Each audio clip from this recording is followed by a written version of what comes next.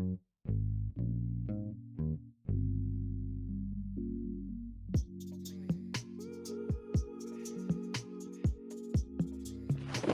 3869, hey good vibes. You streaming 3869?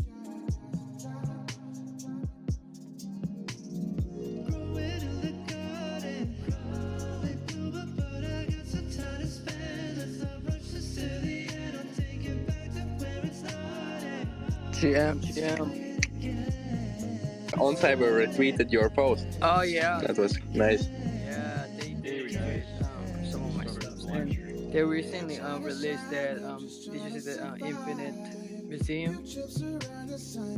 Yeah, I saw that. Looks really cool. Did you get one? Yeah, I just bought one from secondary. I was so lucky because like I just sent an offer as like 0.0225. Like I didn't really expect like no one's gonna accept it, but then like I woke up and found out someone accepted it, and then right after that someone just like sweep like over like 10 of them, so it went up to like 0.15 right now.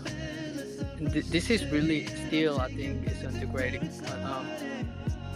because like it is really a good gallery designed by architect Dan Brown, and like it has like over 100 frames. It's a really good one. Did you set up it already? Can we check it out later?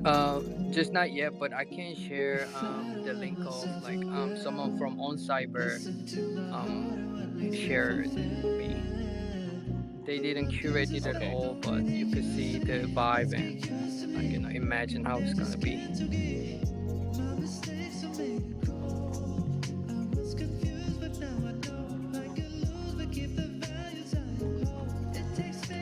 I will share on group chat.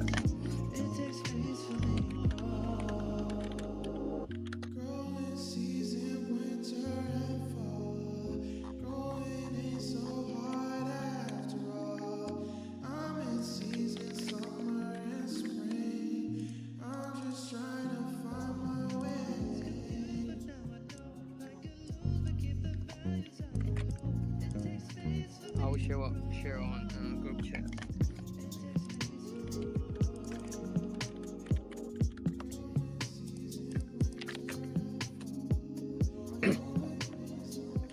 Yeah, I shared the link on Metaverse Build Out group chat.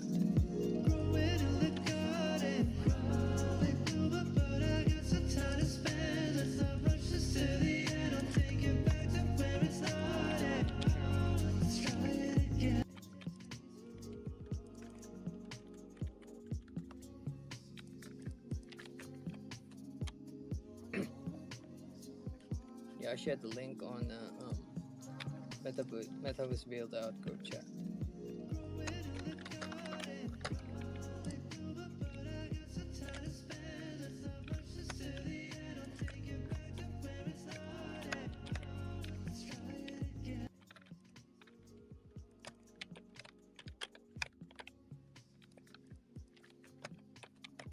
Like these walls, like you can actually I shared the link on put them artworks. Like it has like over 100 frames right now. So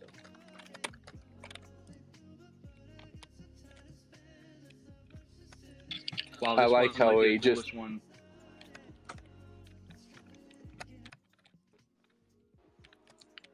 sorry, he spoke on the same time.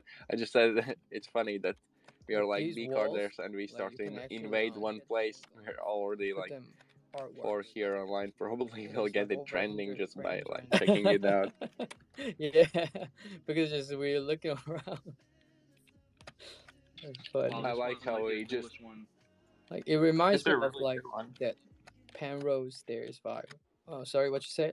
sorry, I said it's a really good one. spoke on the same Yeah, time. it was I really just good. said it's funny that I like we are your like visuals. bcarders and we start to invade one place. We're already like that's not mine. 4 That's here online. Probably we'll this get it trending this is one just of by the like checking it out. team member of On Cyber. Because just like I asked them like how can I I like how he just try to visit Is the there? gallery before I buy one. So they shared this with me. Sorry, I said we it's a really good one. spoke on the same Yeah, time. it was I just really said cool. it's funny that I I like think their they're place gonna a lot. and we start to I think invade they're one gonna place. add the We're all feature for here online for something you for could brand new, just like experience without before you buy as a showcase. Like I asked them because they think it's needed since I asked them. outrageous. Try to visit Is the there? gallery before I buy one. So they shared this with me. Sorry, I said it's a really good one. spoke on the same time. I just said it's funny They that said they said like it was like a I bit think hard for them to work on this grass thing. It has like details in it. Experience before you buy as a showcase. Like I asked them because they think it's needed it since would I asked probably them. Try be to nice to visit the see how gallery before like I buy one. is this place with grass and like 3D more like advanced They said models, is it like they said more like hard it was on like a bit PC and hard for them to on mobile? work Like on this can grass you thing. could you like It has theoretically like use details this in it. place from mobile? that, that is a I nice haven't question. tried. I haven't tried it just yet. It would Is anyone probably on a mobile or be I nice would to just try it see out. how like is this place with grass and like 3D more like advanced They said models, is it like they said more like hard it was on like a bit PC and hard for them to on mobile? work Like on this grass can you thing. could you like It has theoretically like use details this in it. place from mobile? That is a I nice haven't question. tried. I haven't tried it just yet. It would Is anyone on probably a mobile or be nice I to would just try see it out. how like Using is this this place with grass and like 3D more like advanced models, Yeah, I just tried it. is It it like works. more hard on PC and on mobile? Like can you could you like theoretically use this place from mobile? That is a I nice haven't question. tried. I haven't tried it just yet. Mobile? Like can you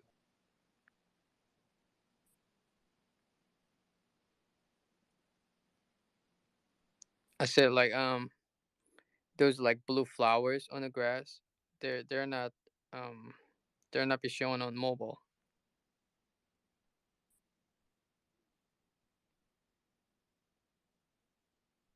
So I think they kind of downgraded on mobile version.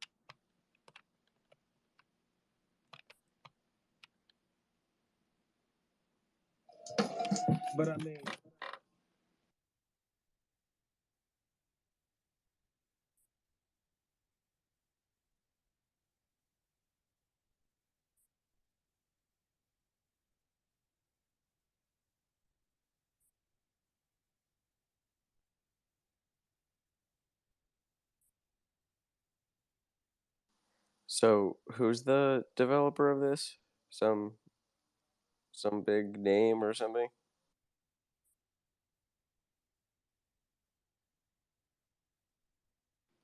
You mean the gallery, the Infinite Museum? Yeah.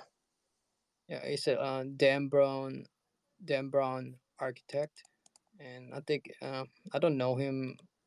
I didn't know him like till I've seen this gallery, but like he's a professional, internationally working on that architecture and design Mm. in real life. So I think they collaborated for this. Dan Brown.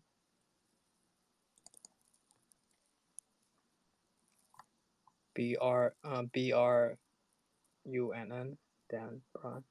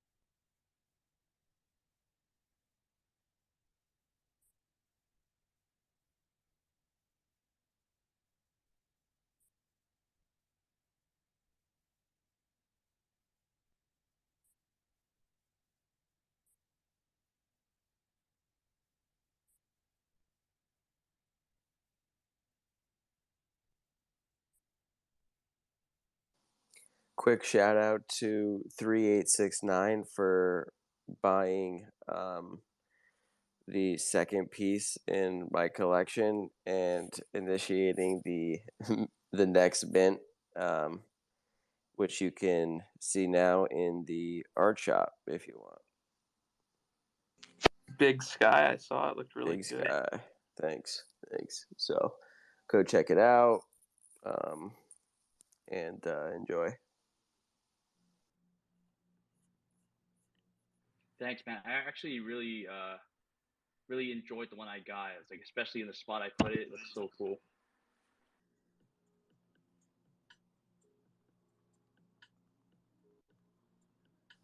Yeah, I actually really like where you put it. Like it seems like that's what like you're looking at. That's your view. So that's really cool. The purple like kind of matches the landscape going on inside of your space. So, really nice touch.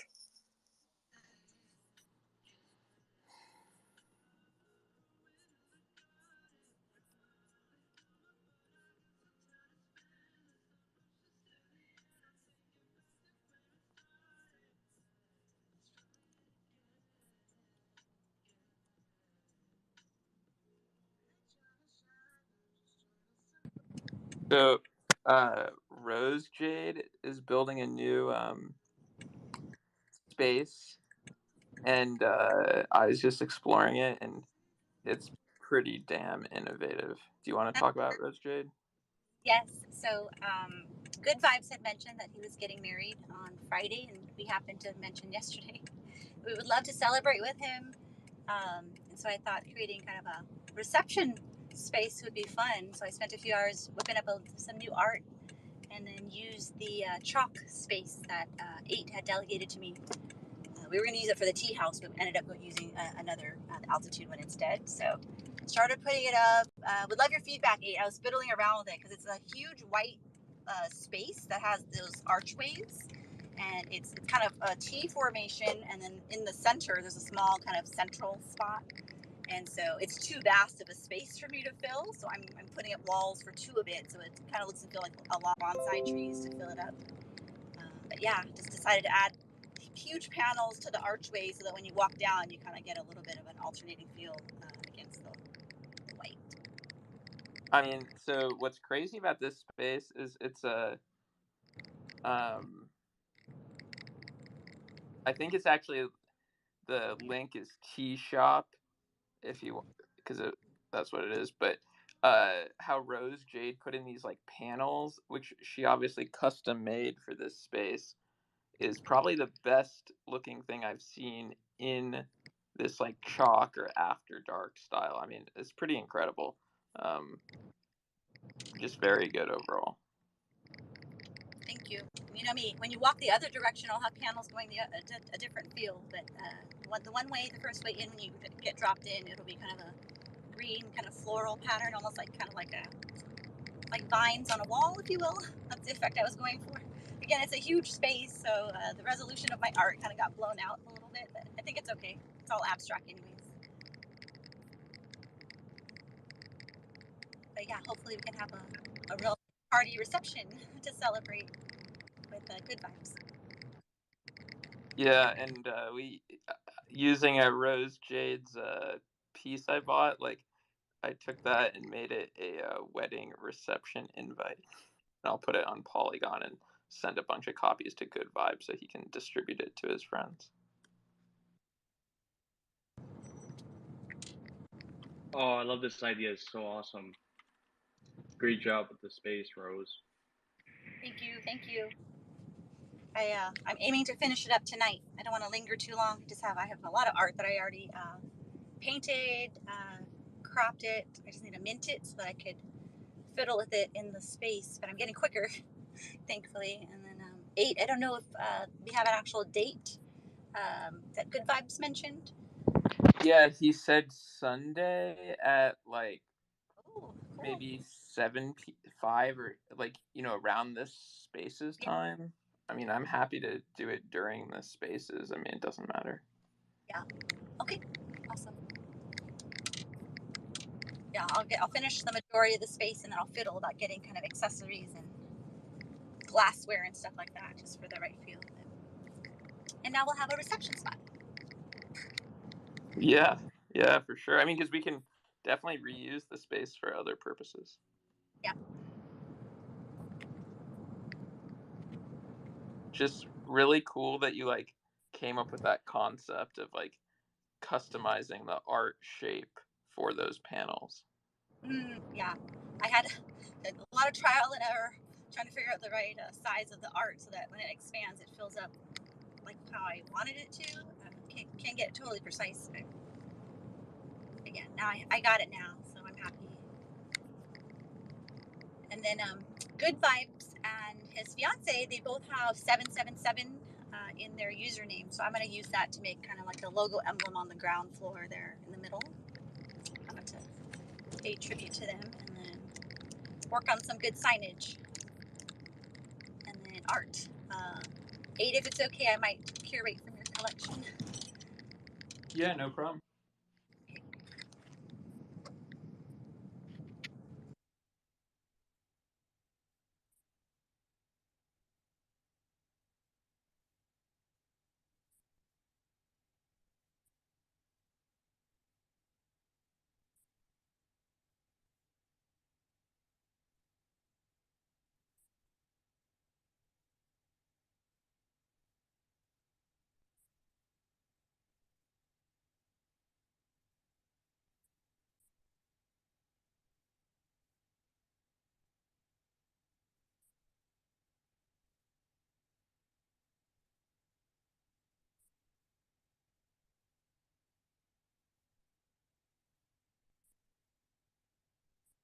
I just noticed Good Vibes is in here. Did you catch what we were just talking about?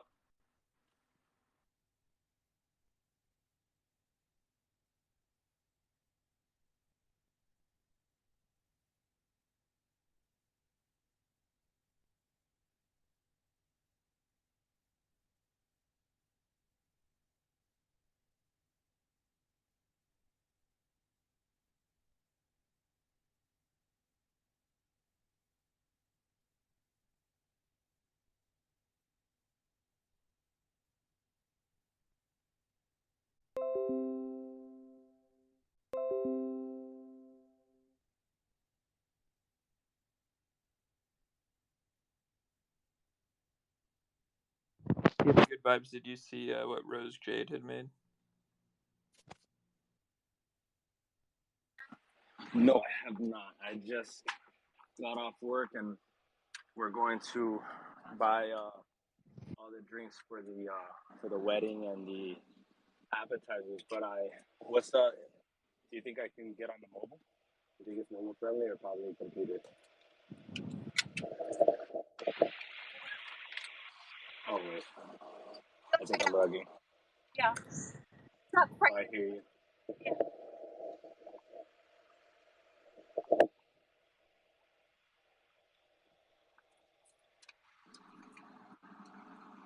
Hello?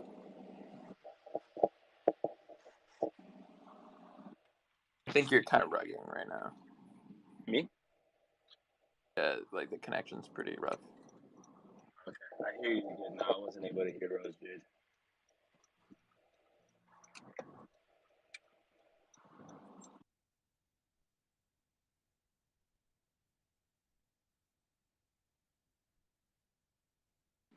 I'm gonna restart and come back.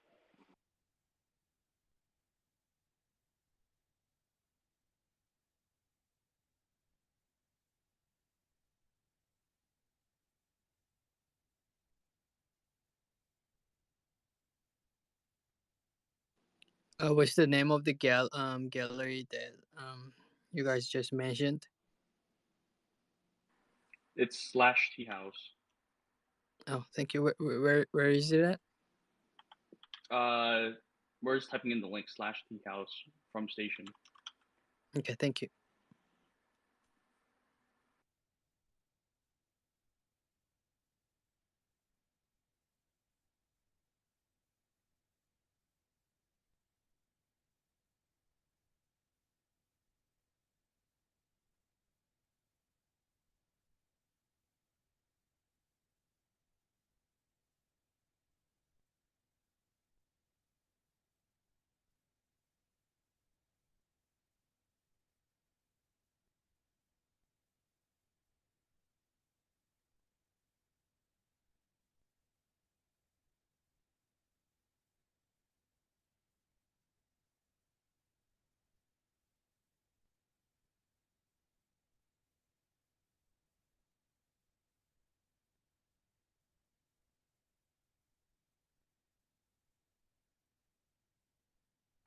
Sorry, Yamo, it's /Tea Shop.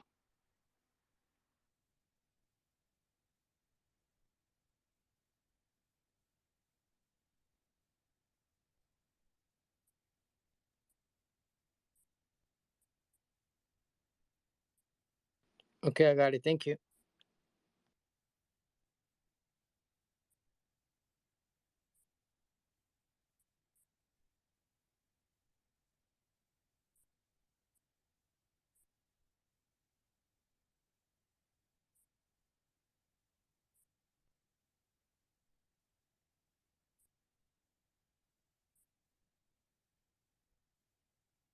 Oh yeah, these are really nice. These are so nice. I could imagine like this kind of like really huge museum type of gallery like in real life, and like I love that, like you guys mentioned that lilac um piece on the door like that. So cool. And I alternated the panels that are tilted, the flowers, so that you can still weave through the space. So it's not like fully blocked. So you can hang out. I'll place art around so people kind of wander if they want to. But when you walk in, it almost feels like a corridor, almost like we're all walking down the aisle to the center together. Yeah, it's so cool.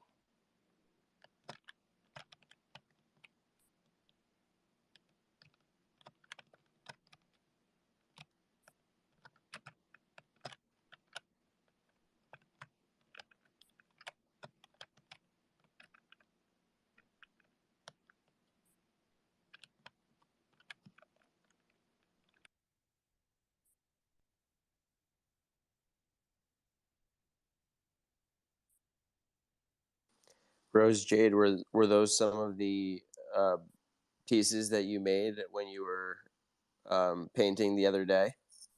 No, I just made it last night. That's great. Yeah. And congrats on your sale in the art shop. Thank It's time you. for you to it's time for you to put something up. So that's great. I have one piece in my collection I have in mind. So Okay. I was actually Excellent. I can use the same delegation link, or do you think it's No, I'm gonna have to send you a new one. That one expired. okay? Thank you. Yeah.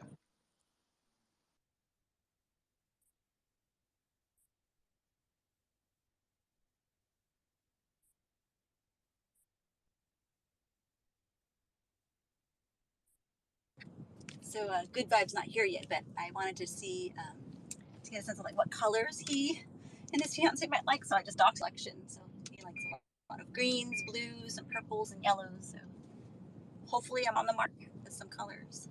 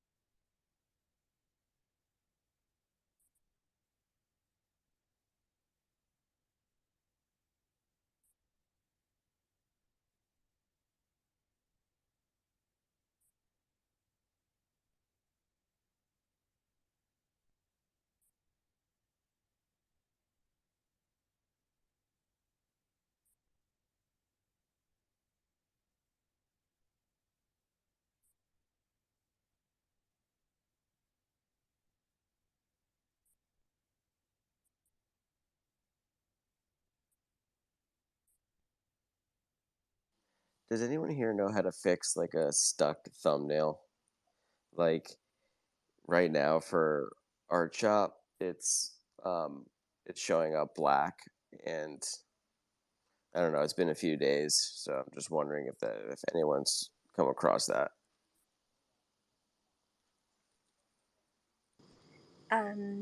For my NFT, I've done it where if you click on it, and you mean within a frame, right, WDM? Like it just shows up black. Like if you're typing in the link to like on Twitter or something, and then it like populates the link, and then it shows you like what the page is. I'm wondering if anyone is ran into that. Okay. Nope, not me. Yeah. No. Okay.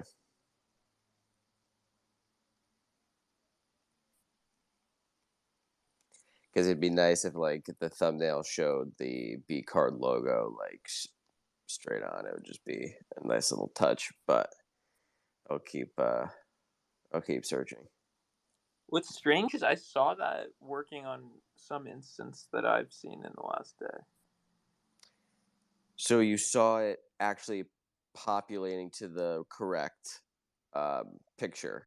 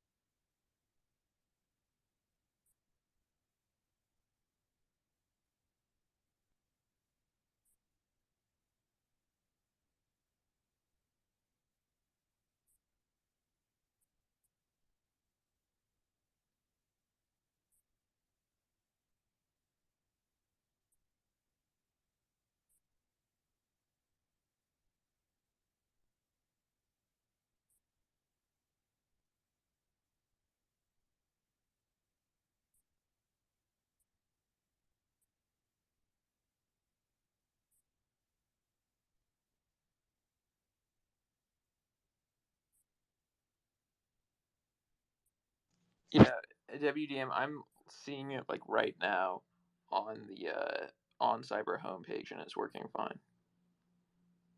Like in the trending. Okay. Yeah, I'm just like, just when I've been sending out these Twitter like posts, just like for awareness, it hasn't been exactly working. I'll look into it a little more.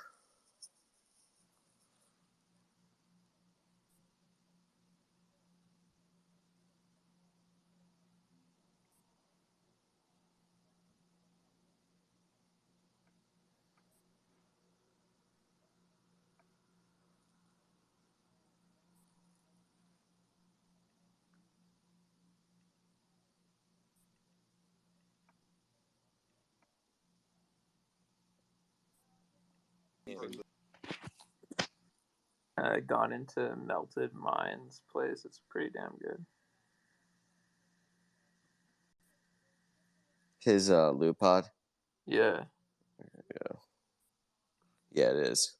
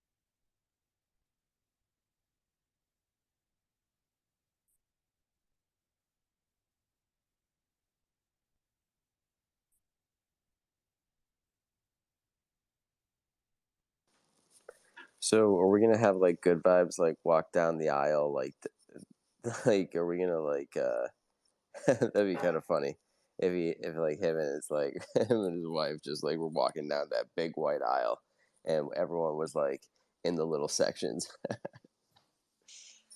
Or are we just gonna have like a party for him? Oh, I think it was Rose Jade kind of doing it, but I assume it was supposed to just be like a gathering because like the wedding would have transpired already. Yeah, I went to that space, that gallery, and I think the title is like B Wedding, which is interesting. So the wedding venue, the on chain wedding certificates.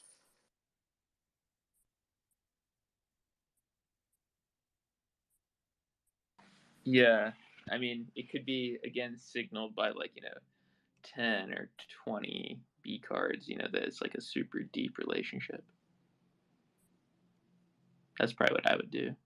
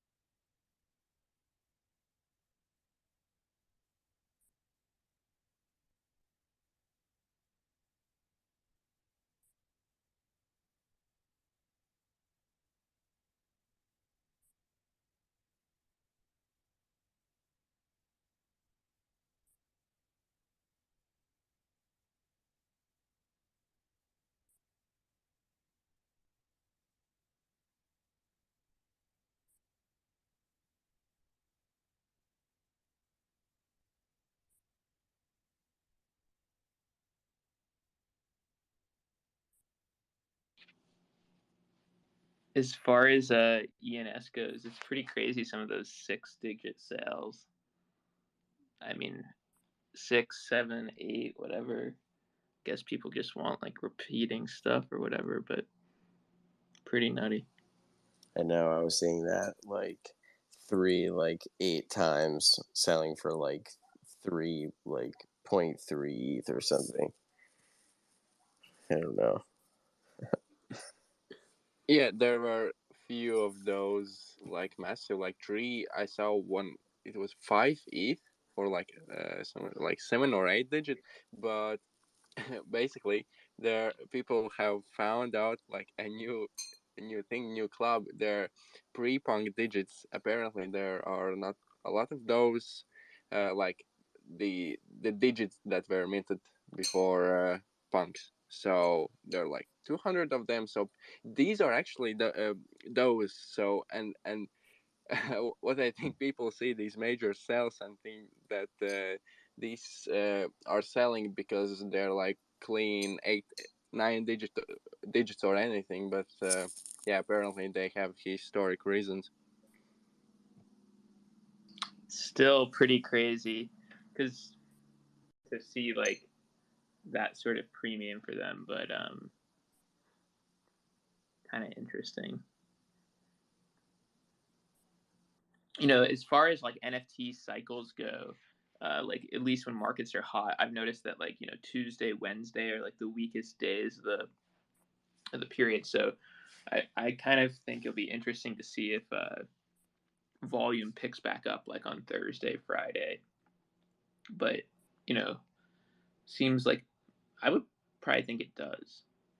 Seems like the overall activity is just still pretty damn strong for a lull sale yesterday, like a day or two ago, and like another like 150 ETH Fidenza sale. So an X copy sale of like 500 ETH. So there's definitely some pretty chunky NFT sales going through.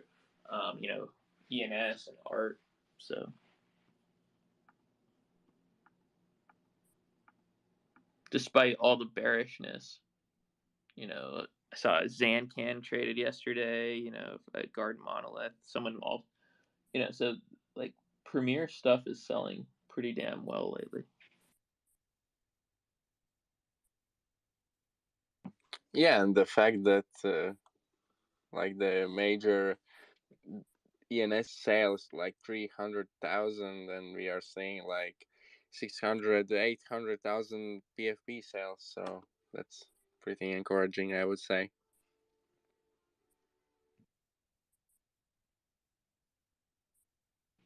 Yeah, I mean, and then just in general, you know, markets are pretty much like in a lull, like in August and even September. So it'll be interesting. I mean, historically, you know, crypto has performed better in the winter time. So I kind of think we're going to see likely the same sort of deal this year, except you got to layer on that, like, I mean, 448, you're from Europe. I mean, are these like electricity prices, like, and commodity prices, like, impacting people's day to day spending quite a bit?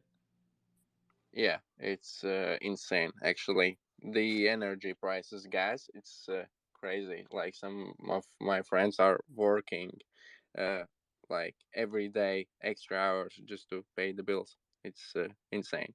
And well, it people haven't even like felt it yet because it just like all started only recently, and this will be like the first winter. It's more expensive to pay the bills often than to rent the place. It's crazy. So, I mean, I do have to think that level of commodity spending is just probably sucking all discretionary income out of Europe pretty much. I mean, I saw like normally Europe is like importing like or exports like 200 billion net, and now like this year it's like on pace to be like negative 300 something billion. So it's like 600 billion swing in like exports, import export. I mean, I'm just bringing this up because I'm like that Europe's not a huge NFT purchaser, but I'd have to imagine on the margin Europe is not going to be a big buyer of NFTs this winter.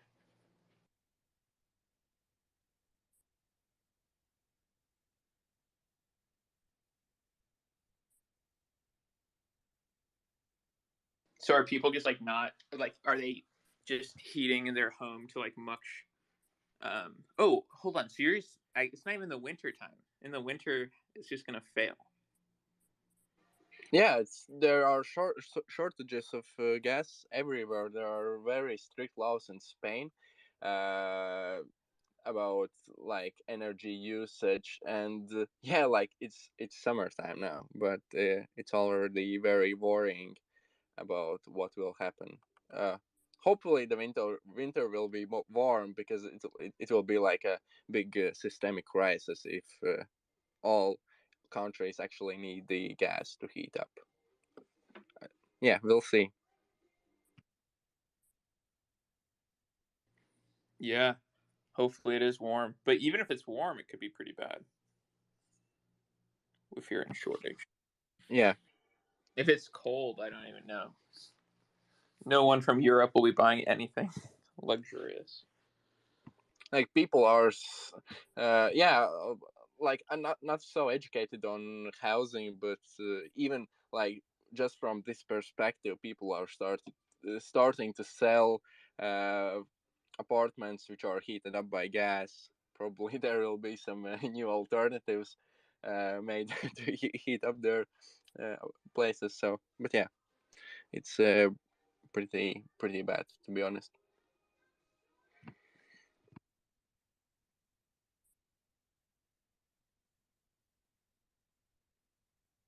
Yeah, I mean that definitely is part of the reason I would think, this ENS may be bullish overall, but I don't know if NFTs are going to have like the same rally that they had in 2021 anytime soon, because you basically are just taking like 10-20% of people probably out of the market.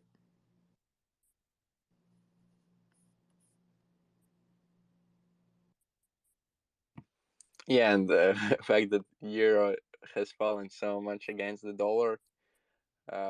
Yeah, like inflation, not inflation, this amount of money printed, it's crazy everywhere. At least like US is starting to say they're like planning to do something, or like doing something like minor things, increasing rates a bit, but in Europe, like no one cares. Like no one cares. They just continue to do the same stuff. Didn't the euro just fall under the value of the dollar just like yesterday? Yes. And it probably get worse because there's like no fix in Europe. I mean, they're like basically just looking at an endless energy crisis. Like the German power price is trading at like the equivalent of like $1,000 a barrel, which is like $25 a gallon gasoline equivalent. I mean, it just doesn't even make sense. Yeah, it's not normal that like even like filling up gas in your vehicle is kind of getting like even a speculation, because the next day gas can be higher, and the next day it falls like 10%. Okay, now it's a bit better, but it was crazy even from that perspective. Like you can flip barrels pretty well if you knew what's coming. Yeah, I mean, I don't like hear about the war at all over here anymore in the U.S. I don't know about anyone else, and I don't know about if you're still hearing about it in Europe. 448, but that's just completely like that news is just like completely gone. But I think it's still going on, right? Yeah, it's going on. It's like it's going on, but it's not like going anywhere, because Right. the Russians can't really do anything major. Yeah. But like still they have pretty good army, and they control the places they control. So I don't know. It's like seems stuck.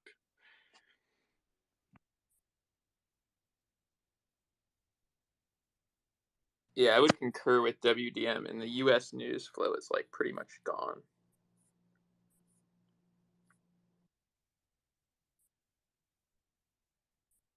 But yeah, I don't know. The commodity stuff is concerning, I think, for like broader NFT success, but I think something like ENS can kind of survive it because the growth's just so damn high. But whenever that does get resolved, like there'll just be so much like excess capital that can flow into like risk assets. Do you have like any take on housing market? Like I can't really get this in my head. Like theoretically, like there's so much money printed that all like hard assets should go up in value, but at the same time, this whole system was so relied on debt, and there are defaults, and people are started to selling homes in like some regions for the first time in decades and lowering prices, and it should theoretically like drive the housing prices down. But yeah, I'm really new to this stuff, to be honest. So if you have any like insights on this, it would be nice.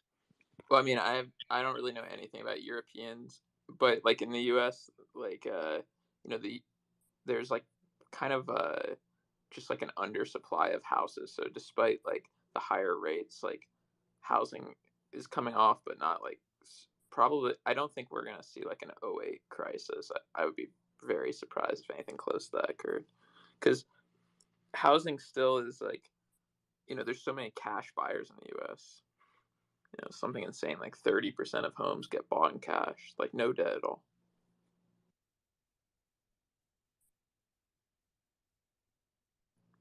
So, and like actually, like people have been like, at least on the investor side, like, when I've looked at buying properties lately, like, a few years ago, you could buy commercial properties for like 15-20% down, but lately banks are like 30-35% down. So I'd actually say pretty low leverage. Yeah, probably like this 8th crisis was high leverage, but it can't really happen in the same level again. It's like not. I think it's not like possible. There are some laws in place, but yeah, don't have much like opinion besides this. Yeah, I don't know. I mean, the only reason I know like macro econ doesn't really matter for this, but I am just kind of looking at the European stuff going, that is a chunk of buyers that I just can't imagine are going to be as big of spenders on NFTs the next 6 months.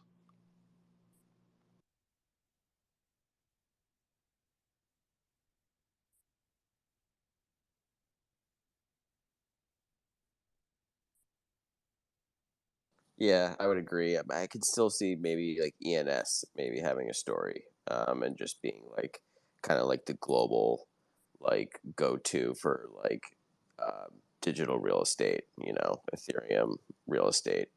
So, potentially maybe something there, but no, I don't think they're like plowing into like PFPs or anything like that. I think what you'll start to see is you'll start to see some projects like succeed. Like they'll start to put out stuff like maybe towards the end of the year, beginning of next year. I don't know how well it'll do, but you'll start to see some stuff like come out maybe. And the markets, the NFT markets are funny. The crypto markets are funny. If one thing pumps and it gets everyone's attention, right? Everyone kind of is like, all right, what are we doing? But you're right, there's there's a little bit of macro headwinds happening around the world, so it's not like encouraging risk right now. But when if we see strength in Ethereum, over the next 6 to 12 months, then hopefully, people will be interested in some of these assets on Ethereum. So, you look at this stuff, at the opportunities that present themselves. People have been buying some nice pieces of art and some other stuff. So you just look for those opportunities.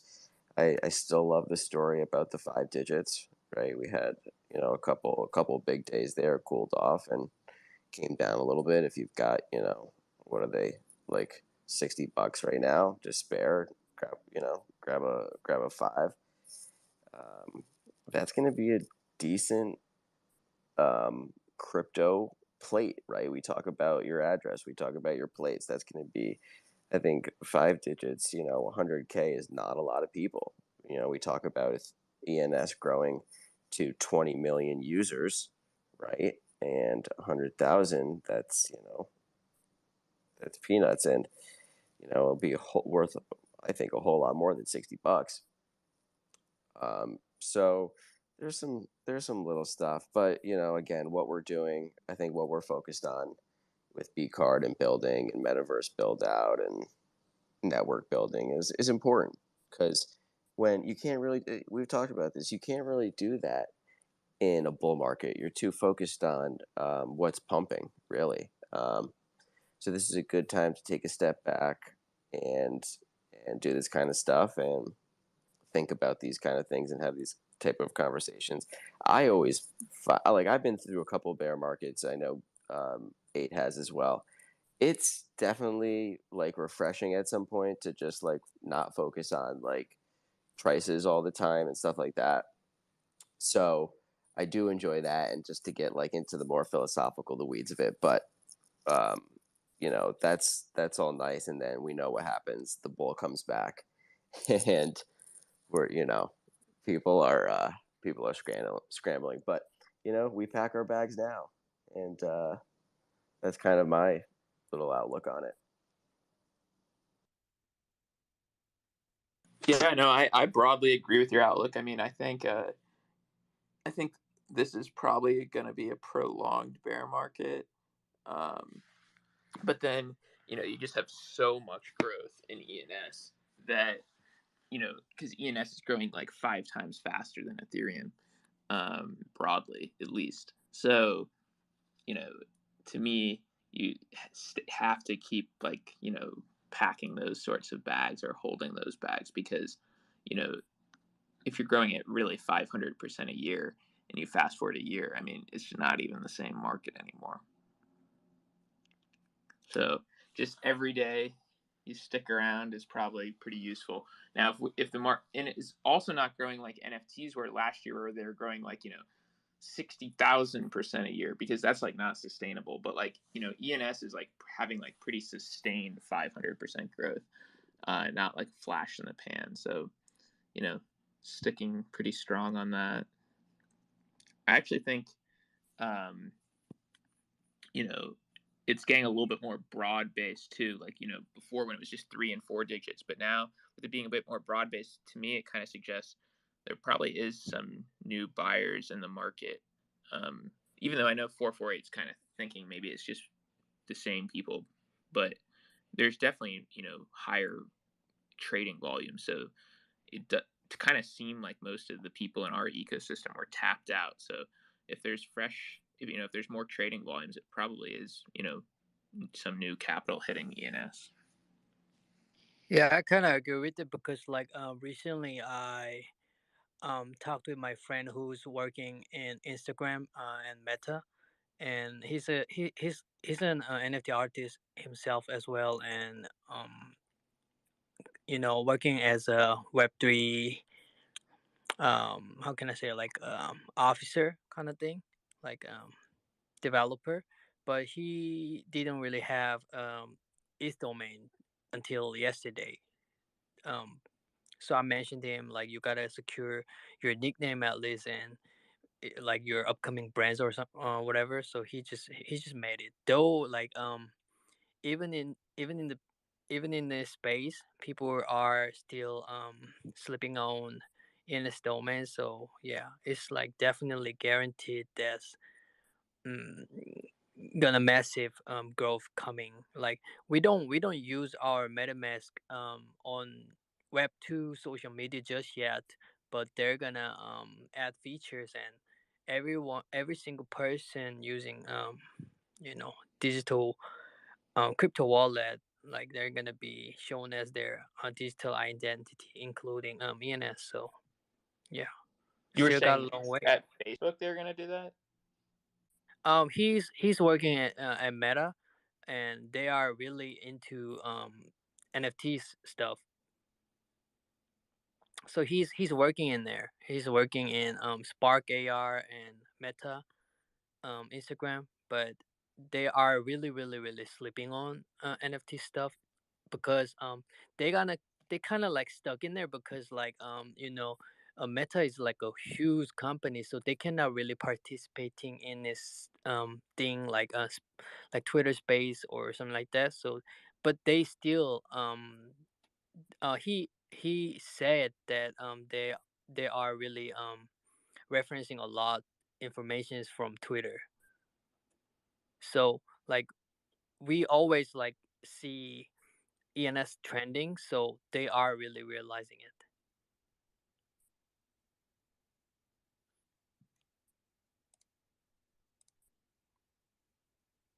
Yeah, I mean the situation, Ethereum is the currency and ENS is the real estate, right?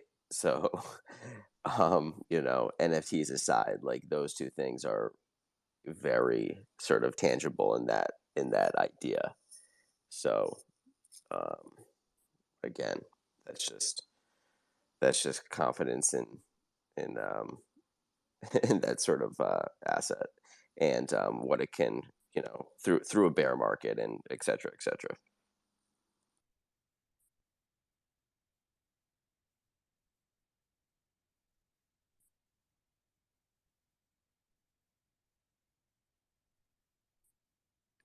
And like it's all about the narrative. So in the future we may see like the brand um just get their company name as like 3 digit numbers like 555 corporation or something like that. We could imagine that like because like it's really really Web3 narrative and native. So people will want digits and any other names, to be honest. Yeah, I thought about this. Like, would like could like a major company like instead of using their name just like use digits? Like, that's a very speculative thing to think about, but like, um, that's Yeah, I something mean like they definitely do that in like Japan, like this the stock market like trades on like instead of using like Japan and even I think China, like they used numbers for like their tickers and stuff. right. Yes. Wow. I think I heard about that. That's very interesting. You're right. So definitely in Asia. Mm-hmm. Definitely in Asia, I think the number.coms domains are like much more popular than they are here in the US. Yep. 3869 is not nearly as cool as yours, but I'm joining the 69 5 digit club. I just bought 3 of them. Oh, nice. I bought one of those the other day too, when I was buying 5 digits. I'm sorry to interrupt, but I want to second that opinion on Asian market because like there's actually a service that supporting small business owners for their tax business like that. And they in Korea like we pay like 3.3%, 3.3% for the income. So the website they has like domain of like 303. It's not .com, it's .co.kr because it's a Korean service. But yeah, we Asian culture is quite obsessed with numbers and like phone numbers. People used to like remember phone numbers, and we we using numbers for like a birthday like in Western we people say like September 22nd, something like that, but we actually like saying numbers.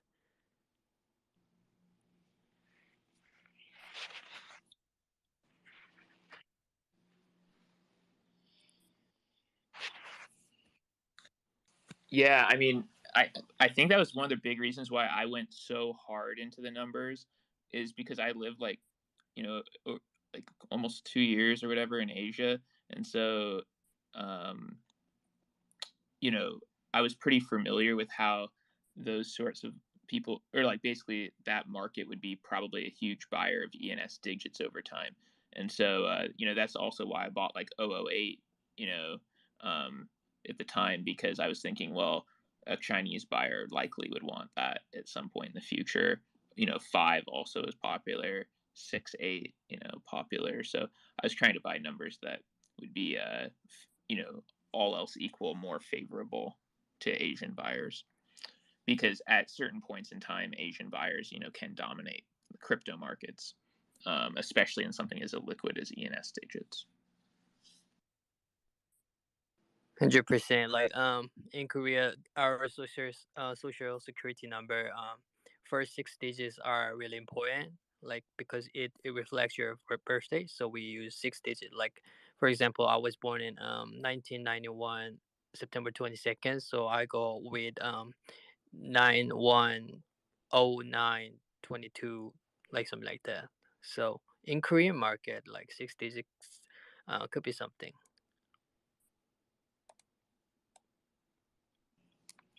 Yeah. I mean, I think like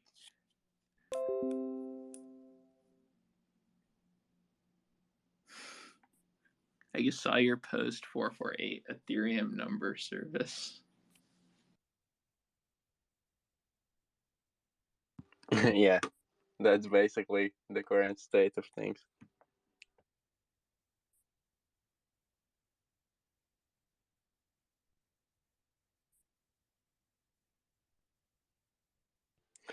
Really? Oh, go on. I made a poll before. Would you rather send your crypto to 10-digit palindrome or just a basic wallet address? And it was close to 50-50. I voted in your poll. I voted definitely the. I think you'd want to send it to the address, the full address. I think almost lower chance of error. What do you think? Yeah, I guess. Like, I don't think there's like much practical value if you go like more than 6-7 digits. Maybe if they're like all repeating, but even then you have to like recount. Probably cool. They will sell. There will be market for them. I'm not like hating, but I'll pass on those, and I would definitely send crypto to a wallet address if I have to like put like 10 digits. It's there's like pretty big risk of error that are maybe longer than 5 or 6 characters, unless it's like an easy word, like something like rose jade. I think that's like easy because that's like 2 4-letter words really comboed. But like, any word that's like somewhat ambiguous on how to spell it, I think you're gonna have errors.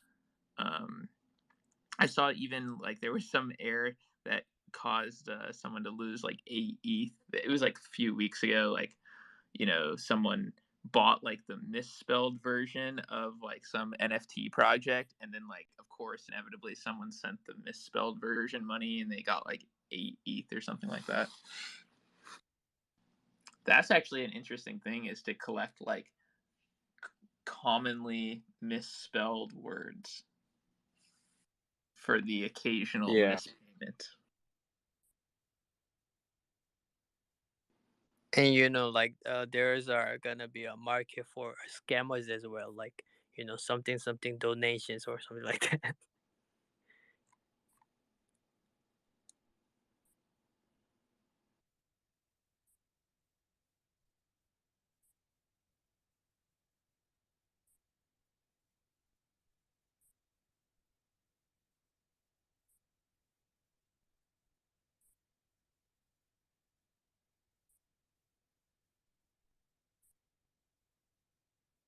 Because like I've actually seen those what is it, like deep fake Elon Musk videos or something like that. People actually got scammed sending money, like sending XRP or Ethereum to their to the scammers. So they might use you could imagine like Tesla funding or something like that for for to trick people.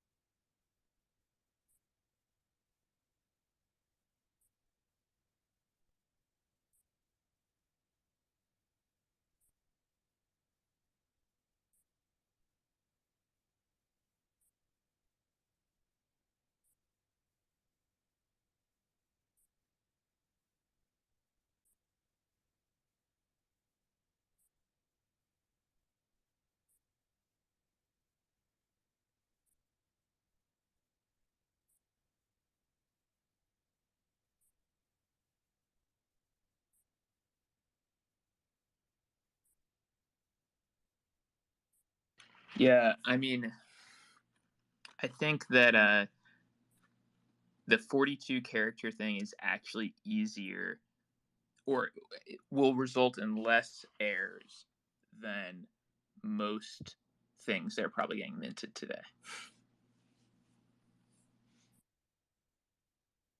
Made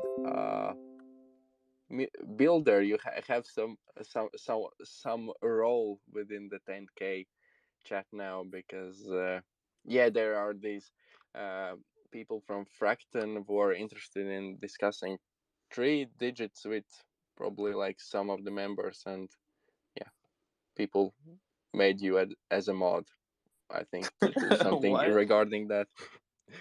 I am a mod in a thing that I never use. That's funny. Probably not a mod, but something more than basic. Yeah, basic member. Just slap 8's name on it. Yeah, just well, I mean, I wrote a piece that, you know, maybe I'm not going to directly communicate with them because, you know, I think what they're doing is not probably compliant with some jurisdictions that I'm, you know, in. But I did write a piece on why I thought, you know, 3 digits made sense to fractionalize. If I sent that to you, you know, you could forward that on.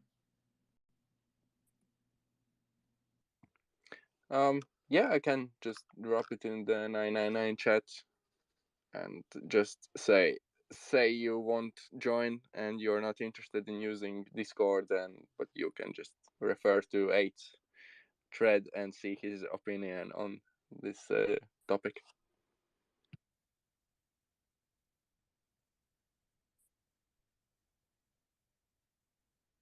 Yeah, I literally was going to go to Discord just to delete my account, and I was like, I don't even remember my password or anything. I was like, fuck it, and gave up.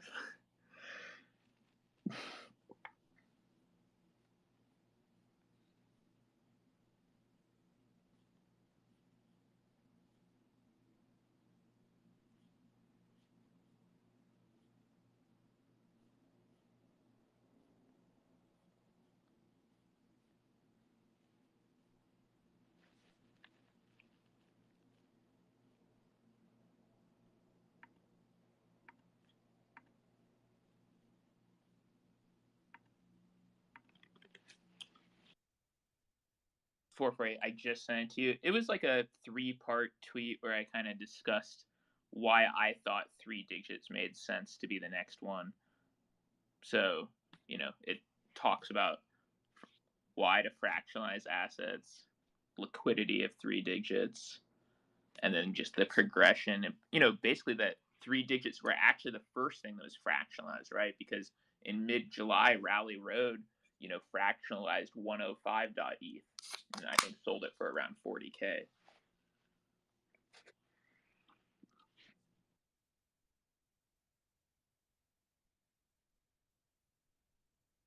Thanks. Yeah, I will just leave it in the chat. Cool. In the 999 chat. Building by proxy.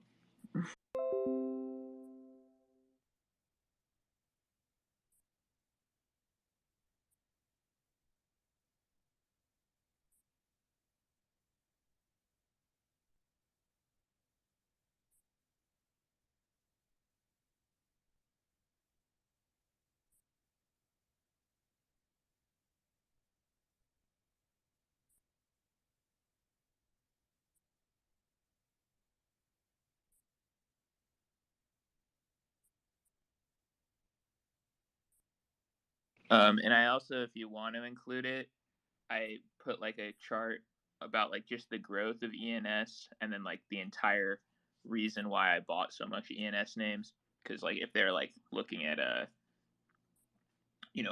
why this trade makes sense, that's a pretty good 10-part, 11-part with the new update to it.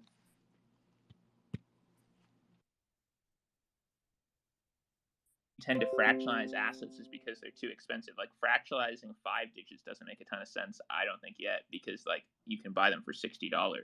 But like fractionalizing like a Bitcoin makes sense. Fractionalizing real estate makes sense. You generally want to fractionalize things that are too expensive to buy as a single person. And even like wealthy people, right? Like even say you're worth like $5 million, $10 million, like you might not want to buy a full ENS 3-digit, but maybe you want $10,000 or $20,000 of exposure.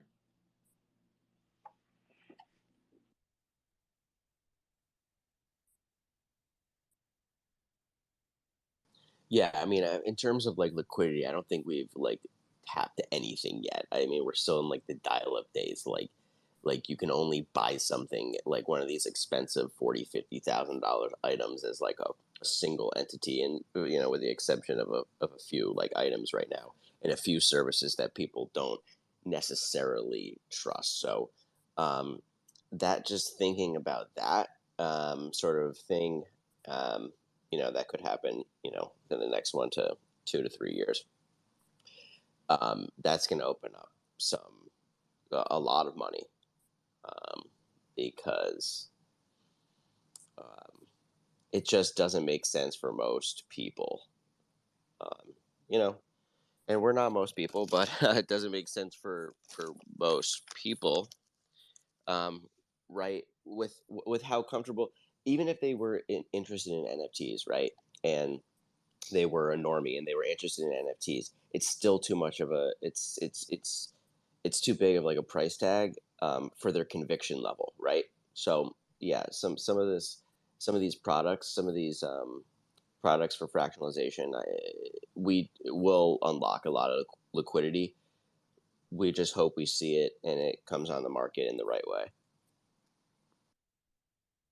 Yeah, I mean, I think another just kind of bullish factor is this like concept of like reflexivity. So basically, like, if there's adoption in terms of fractionalization or just really like communication that, hey, there's this like pretty large part of the crypto ecosystem that's having like sustained like 500% growth for like over a year, and it's like already decent sized scale, just by letting people become aware of that, actually increases the growth, right? Because it's actually like the investors, they're going to look at this, they're going to be like, oh, well, hold on, I don't even know about ENS. Now I know about ENS. I also want to invest in it. Okay, now there's more investment. That increases the momentum of the trade. Okay, now more people are hearing about it because it's getting written up in the news or whatever. And so actually, like, as more investment rolls in, it actually, in my opinion, like accelerates the growth of the ecosystem. So it's not just like, hey, it's purely speculative. It's actually, as the momentum of the trade increases, the awareness goes up a lot. And so, and then as the awareness goes up, well, now the desire to purchase it goes up. And so you could kind of get on this like positive, like self-reinforcing cycle. And that's like the best sorts of trades to be in, where like as the awareness and capital flows increase, it actually increases the probability of success. Right. I mean, also too, those people are probably now using crypto, right? So as you onboard more into ENS, you onboard more into crypto and just the crypto economy in general, which reinforces ENS. So yes, it's like a reinforcing cycle, which is what you want to be in.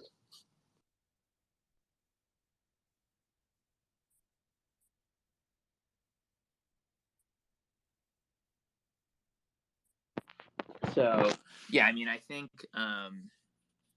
to me that's what's so interesting about seeing like these new types of buyers. And I really think that that Joe Rogan comment that we brought up the other day, still is a huge deal, because that's a lot of people, probably millions of people, that like are now like exposed to the whole concept of digits.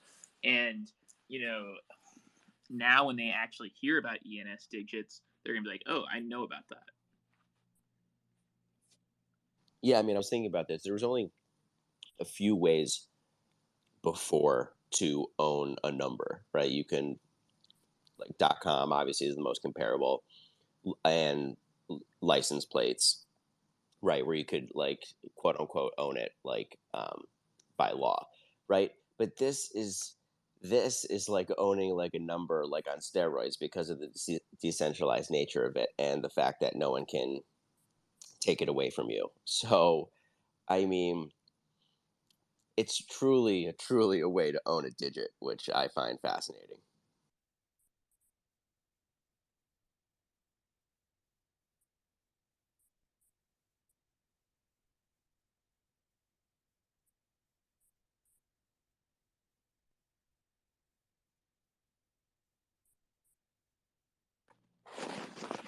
Yeah, and the other way that people, I guess, kind of buy digits is buying, like, real estate. A lot of times you're buying for like the nice street address or whatever. But, yeah.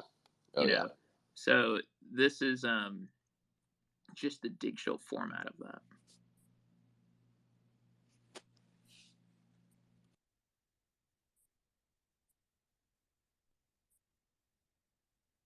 Yeah, I've actually start to notice clean, like, house numbers, like, of some very, very, very well off people I know, and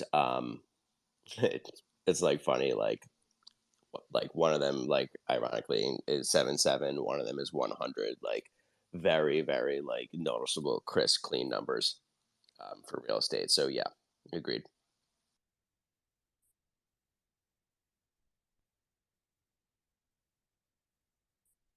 Yeah, so I think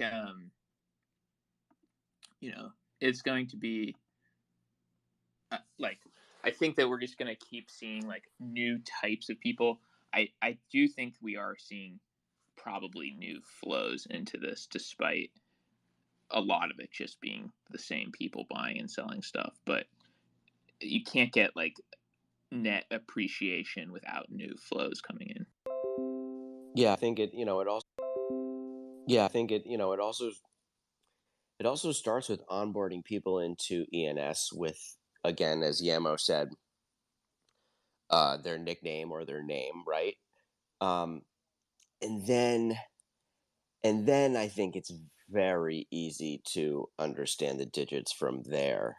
But I wonder, like, because I've had a couple friends who I've introduced ENS to, but they've gotten stuck on just their name, and then that's kind of it.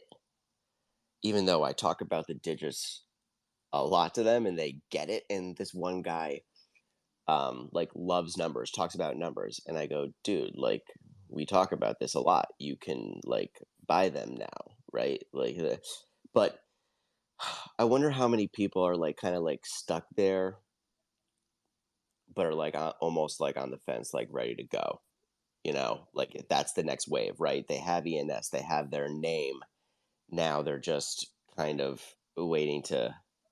I'd say you're just not doing a good enough job explaining it. God, I know. In my opinion, in my opinion, it's because like digits are not for everyone. To be honest, like let's say in Korea, we use like 4-digit car license plate on a car. So if you see like some numbers like 2222, you will recognize like there's something, but that doesn't mean you will get them.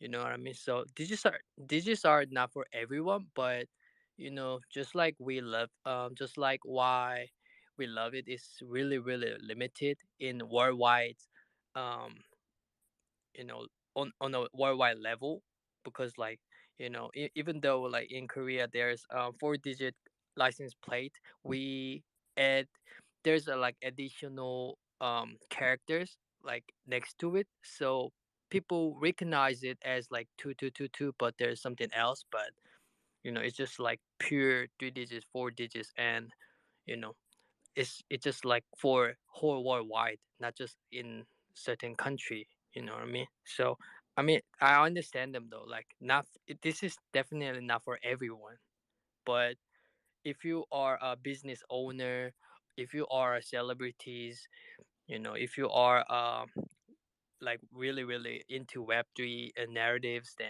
yeah, people will want it.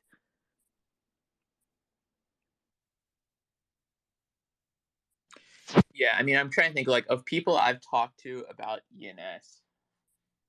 I think 100% of them have bought a digit. Like 100% of my friends I've got to buy an ENS have in real life. No, I take it back. One person I know did not buy a digit that I told about it. But everyone else Yeah, either bought a 3 or 4 digit.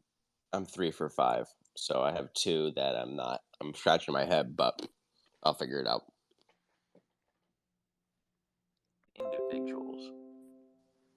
Yeah, I mean, even these people owning crypto, they would have really never heard about this if it wasn't, me being in their ear about it. So, yeah, I can't imagine like the group of people discussing it actively is too many right now. But yeah. I think that once Bcard on our new version is out, we were pretty close to pushing it today, and then we just wanted to take a bit more time. But I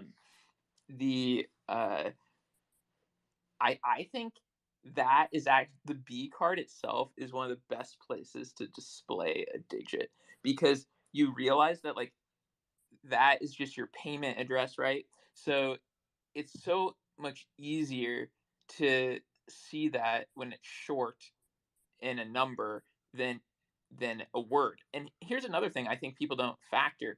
You know, autocorrect, right? So if it's a word and it's not like a super common word, you're going to get like auto corrected into a mistake.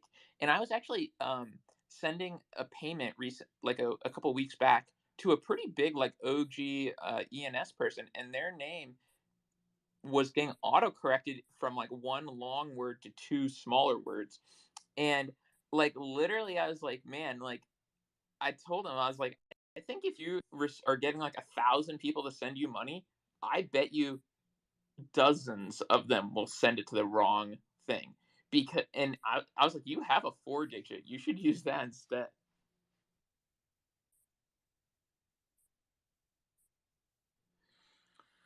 So I think it'll be interesting to see, but I'm actually hoping that Bcard just will actually spread kind of the awareness of the digits, because like I was talking to the dev and we were saying like we live in a world, like all of us, right, where we're all mostly have digits.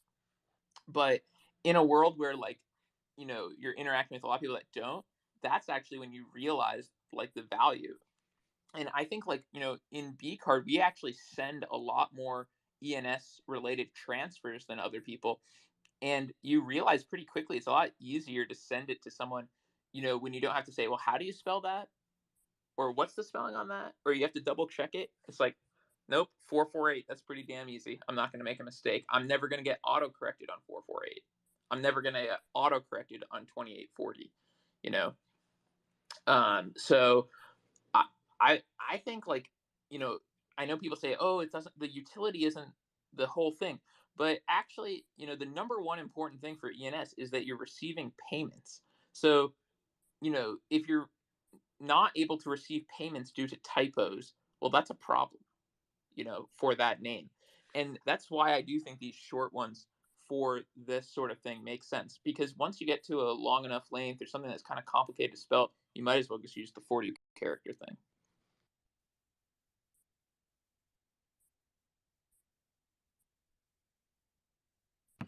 True. Great perspective, and I agree on many of those things you said.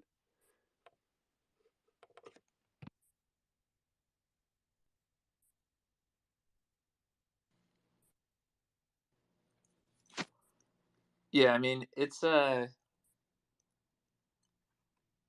because those, I mean, I've sent, knock on wood, I mean, I would think over 10,000 on-chain transfers, and I've never made a mistake with a 42 character one. But I've actually made mistakes sending people stuff on ENS using, you know, probably under 1,000 transfers, because, you know, of like, it's not because I type it wrong, but because it resolves incorrectly. So yeah, there's a, I think, greater chance of error actually, and I think as people do start receiving more payment on chain, they're going to be like, I just want something easy, right? So will you have to? thinking. Will you have to be able to? Do you have to hold it in your wallet? Do you know how that process works, or like how do we verify the ENS through our Bcard 2.0 contract? Yeah. So we're working through some things on that. I mean, it's you know, because Polygon doesn't natively have ENS, so you know, we can do it, we can verify it on Ethereum, but we're really exploring that more. Like, you know, there may need to be one transaction on Ethereum because to verify it, but because when you do Polygon transactions, the MetaMask is really doing the work for you there. Is that how it works, or no? Well, actually, it's only working on OpenSea, really. You know, MetaMask natively does not have you know, because ENS does not bridge to Polygon, which I think is odd that they didn't decide to do that with their infinite resources. I mean, I've seen that they literally were looking at doing that as far back as 2 years ago, but they've never actually done it. So that is a bit of a problem, but you know, okay, so basically the question is, you know, would someone have the incentive to put the incorrect ENS on there? Because if they put the incorrect ENS on there, well, now they're receiving payment to the wrong spot. So part of us were like, well, maybe you don't even need to verify it, because why would someone put their wrong like bank account number on there? But then, you know, at scale, I do think people would maybe, you know, misrepresent themselves as well. I mean, what do you guys think? Do you think it's enough incentive that, you know, you're putting a wrong bank account number, so basically you're not receiving payments, you're not receiving bcards, or do you think people need to be handheld and be verified? Well, we can obviously verify through the ID, right? Through the ID number. Well, I mean, obviously they're all getting validated by the network, right? Right. Okay, so the people are verifying them, and then, you know, it's kind of onto them if they, you know, use the correct ENS if it's only on Polygon, because I mean, that's just a limitation. I mean, I think there'd be limited incentive to use an incorrect one. Right. No, I agree. Like, saw it out, but why would anyone want to put an address and receive funds to that and not get them? So yeah, I don't know. It doesn't make much sense.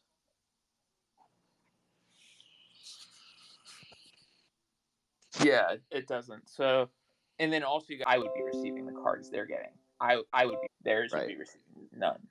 Yeah, and I think it doesn't make sense either, is because we're ditching digits, right? And we're ditching ENS, really. So it doesn't really make sense to verify too. If they can use whatever they want. Everything is verifiable through the ID. Yeah. But we're just working through some final sort of touches on that sort of stuff.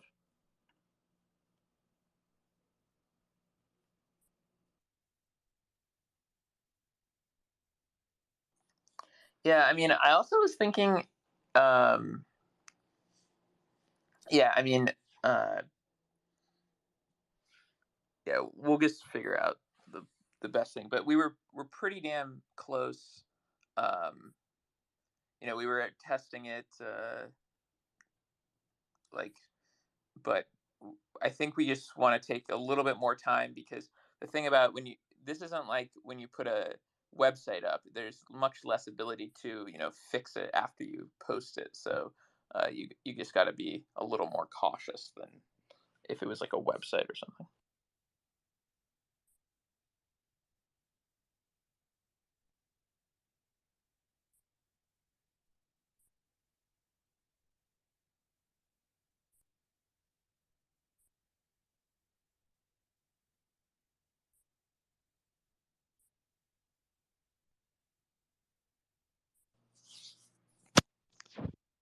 I mean, if you guys were to guess, what percent of people do you think would use ENS that will be like in the next 1,000 Bcard users? Do you think it's like 80% or higher? What do you guys think? Yeah, I think it's high. It's the people who have ENS who don't have digits, who don't feel like they want to go out and buy a digit to be in Bcard. So I think that number is high. I think 80% sounds pretty good. Maybe a little high. Between 60 and 80%. Yeah, have an ENS. Pretty much like I'm being honest, like 25 or 30%, because some people like having ENS just to boost their backs. So if someone is like using ENS, then yeah, just like him said, like 70-80%. But if like for me in this current market, like having ENS doesn't mean for them to use ENS sometimes. So, but like there are so many people like having ENS. So. Oh yeah, no. Okay, what were you saying, WDM? Yeah, I was just gonna say though, there's a lot. I think the next wave also too is going to be a lot of crypto natives that just don't have digits. They're just sitting kind of like on the outside. They're ENS people. They've seen the 999. They've seen the 10K. They're in ENS and they think this is cool. So I mean, that's why I think it would be higher than maybe 30. But I think Yamo is kind of answering a different question. I think he was saying what percent would be interested, which I agree. It would be lower. It would be like 25% or something. But what the question was how many, basically, most new users probably do have an ENS. Actually, Rose Jade is probably a good person to ask this question to. And 3869. I mean, 3869. Do most of your friends in like the Azuki community that want to get on Bcard, do they have ENS? Actually, I was thinking a high percentage of people that join Bcards 2.0 will have the ENS as well, because the people that we're associated with were most likely already in this stuff. They just don't have the digits.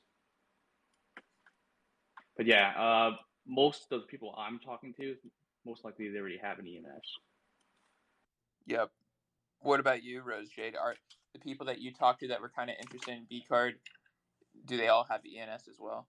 Yep. Most do. Same situation. No 3-digit or 4-digit. Okay. Yeah, that's what I kind of was thinking. Almost all of us are going to have ENS. I don't think very many of us will want a 42 character thing. So yeah, we're just, the core thing that we're trying to get at is we want the people that are in Bcard to be like a real person, and B, really not get a second account. Not get, we want to reduce spam in various ways. So that's why some sort of verification is good. Hopefully the network itself does a good job verifying people. I know all of us will do a good job verifying people, as in like all the first edition Genesis people. But then it's like, how accurate is that verification going to be, 2 or 3 cycles down the road? It could get eroded, and then how do you verify it? What happens if, for example, some of us verified some people, and then they went and verified their friends, and then their friends are just verifying like multiple accounts of each other. That's actually pretty hard to like fight against. And so, I was thinking, without coming up with some sort of like reputation score, it's pretty hard to, totally combat that without, some extra layer of verification. I mean, yeah. So that's one of the scaling concerns, like the dev and I just want to think about for a couple days. So I think even if they don't have an ENS already, they will want one after getting a B card with 42 characters on it. Yeah, agreed.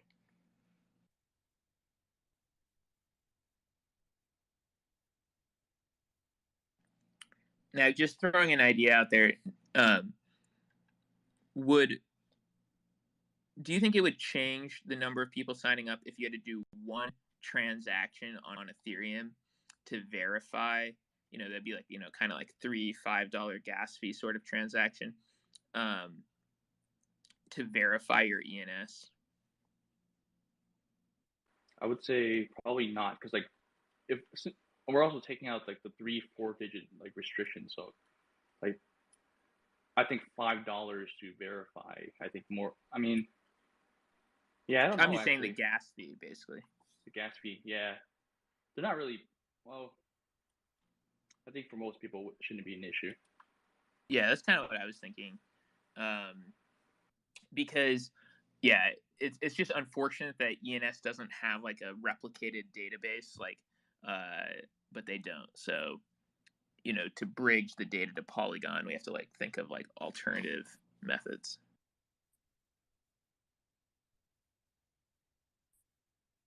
Yeah, I mean, it doesn't affect you getting a B card or being able to send B cards. So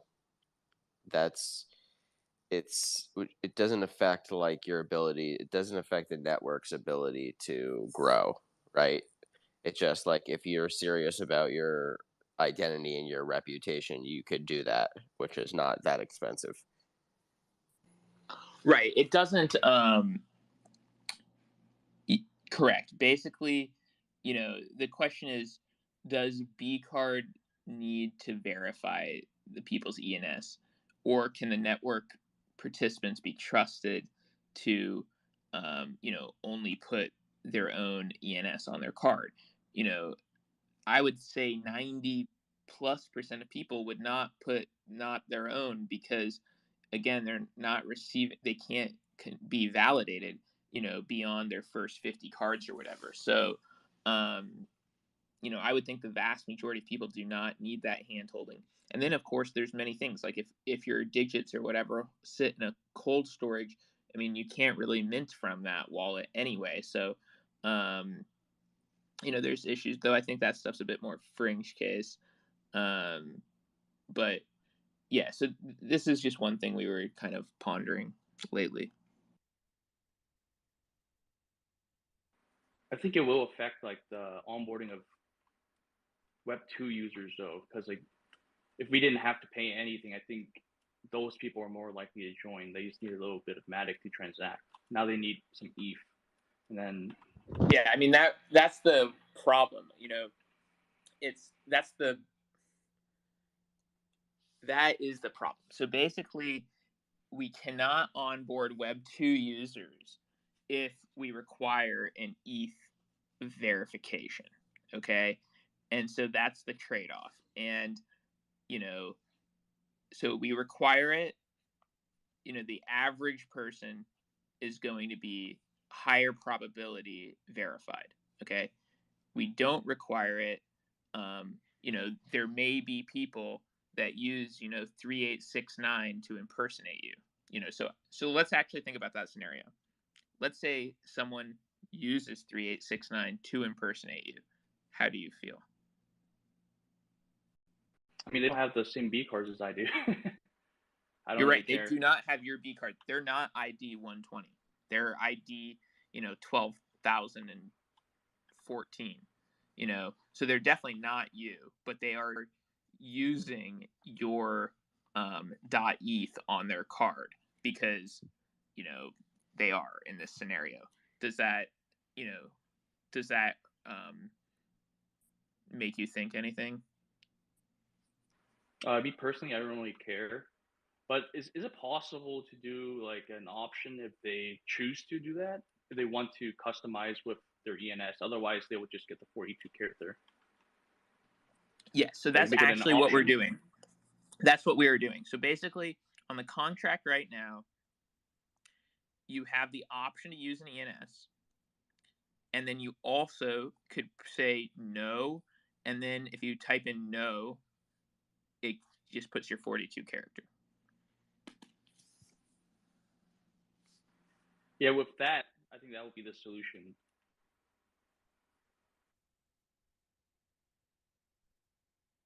So again, if everyone was truthful, that would work.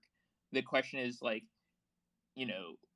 would people misrepresent themselves? I still think it'll be very fringe number of people doing that.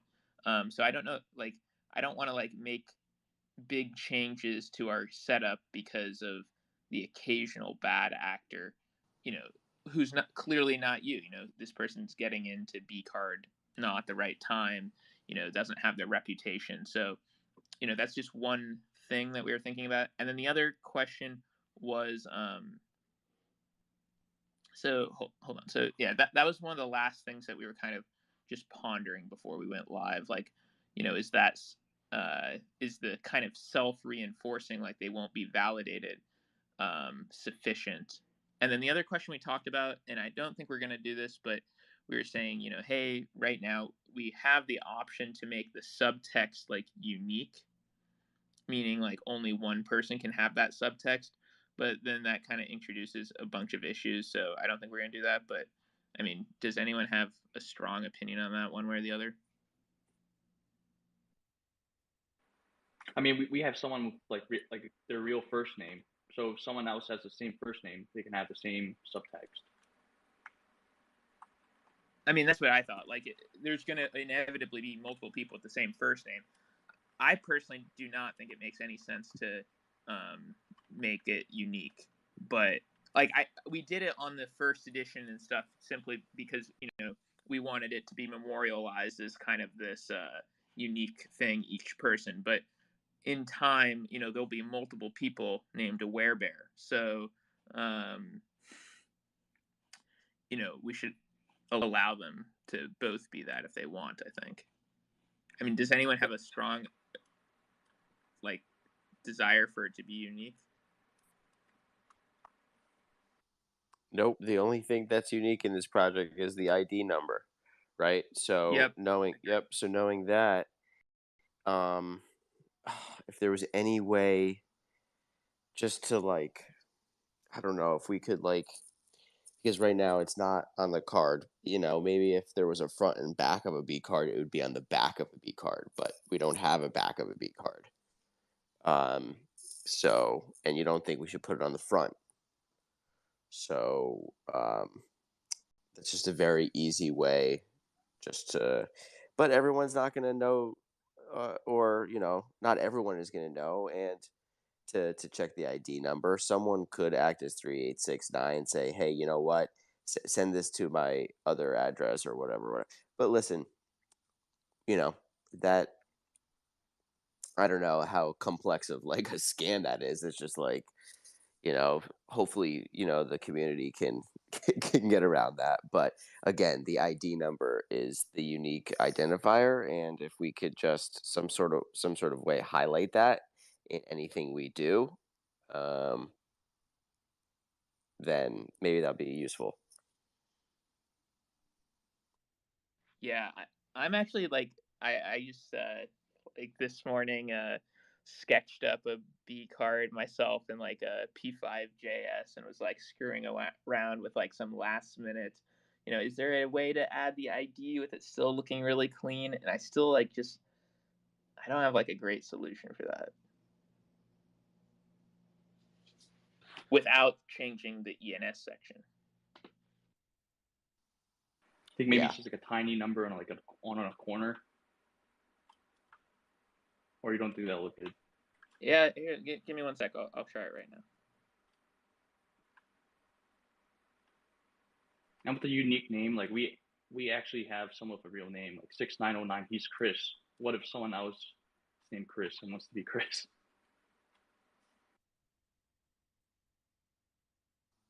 Chris is Chris. He could tell by his ID number.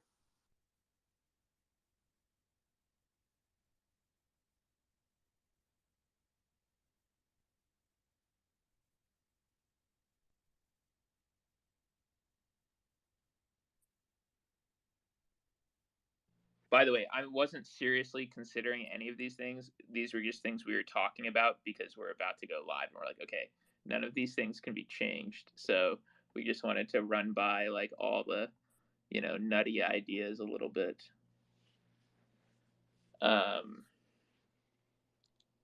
Give me 1 second. I'll show you. I'm doing rose jades as an example one. So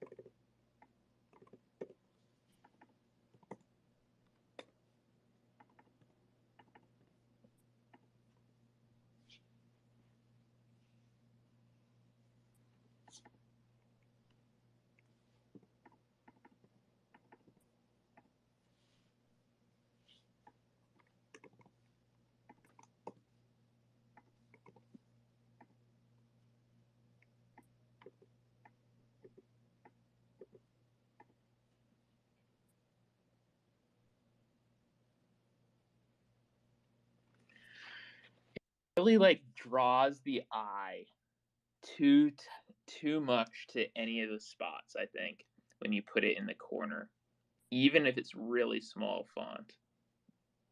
Like your eye actually goes to the number, I think, over the primary, because it's just like, well, what's that little thing doing there, so it just, I think,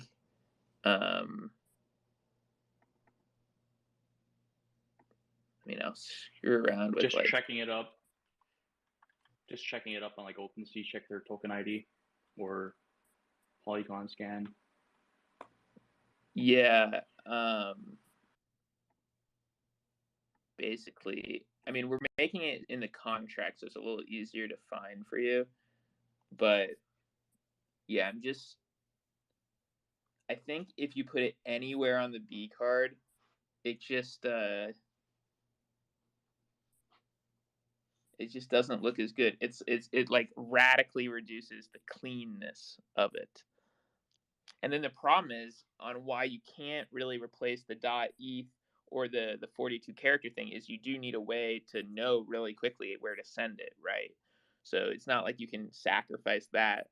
So I think it's okay that the idea, if you think about it, you don't wear your soul, in real life, like it's not visual, right? So I think it's okay that the ID is not on the B card, because that is like what's connecting you personally to the blockchain, basically, and that doesn't really need to be like some outward thing.